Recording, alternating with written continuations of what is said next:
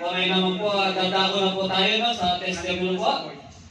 Para ma-encourage po natin ang ating mga kapatiran sa kabutihan na ginawa ng Diyos sa ating mga buhay. Sino po yung magpapatotoo po sa atin? Ako po, Juni. Kapatid? Bro Juni? Nung siya nagbakasyon, ano ba yung mga ginawa ng kabutihan ng ating Panginoon sa buhay mo? Turuan na lang kita nung hinihiling mo sa akin kanina. Maraming salamat kasama talaga ako kami ng Panginoon. Dahil palagi siyang nandyan, palagi siyang magbigay ng tao pang lalo-lalo na yung si Kasal na ako ay tulungan.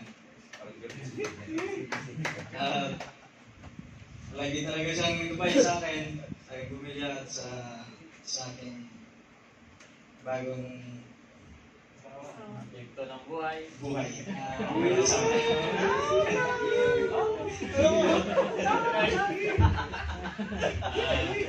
Kaya pa nga ating kapatid, no? May hangover pa sa kanya sa bakasyon eh. Purina. Sa pag-uminto ng buhay na nating kapatid na Bro Juni. Ako si Bro David. Ay, ito si Brodin talaga to. Pagpalang araw ko sa bawat isa, mga kapatid.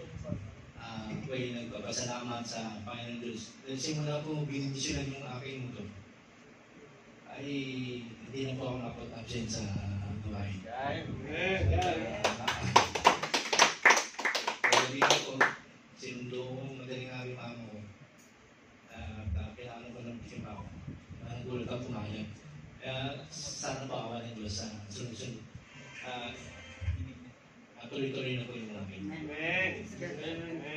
Saka isa pa po yung salamat sa Diyos na yung tinanggal niya na yung hinga ng aking pagtakbo. Kasi bumalik pa ako sa sa pagdi-jogging.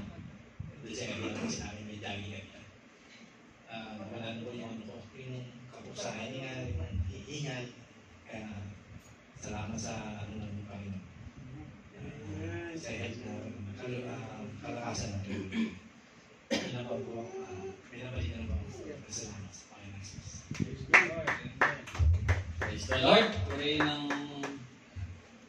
sa buhay ng ating kapatid na Bro David, na sa presensya ng ating Panginoon ay may kagalingan talaga dyan. Amen? Gusto ko rin magpasalamat sa ating Panginoon sa kalakasan na binibigay niya sa araw-araw. Lalo na ngayon, napakainit po, no? Gusto ko rin magpasalamat sa panibagong yung oras, no? Na binigyan ng Panginoon, no? Na bago yung schedule natin na pinagpipray ko talaga sa Panginoon din yun. Nung hindi ako nakakatin. Kasi nga gana ng pastor, sabi ko, Lord, sana po, Lord, na mas maaga na ang aming service para makatin ako every Friday talaga. Kasi hinahanap ko talaga na hindi ako makatin po dito talaga. Hinahanap ko talaga, nag-pray ko talaga ako sa Panginoon. Tapos sinano ko po yung ating mga kapatiran. Sabi ko, pa-meeting, salamat sa ating mga kapatiran, sa ating buting pastor, na maging maaga yung service natin. At makakadalo na po talaga na every Friday po. Hinahanap po talaga na dito tayo tinanim sa ano na to, sa simbahan na to, na kailangan dito magpatuloy po tayo. Kaya salamat sa privilege na pinagkaloob ng ating Panginoon.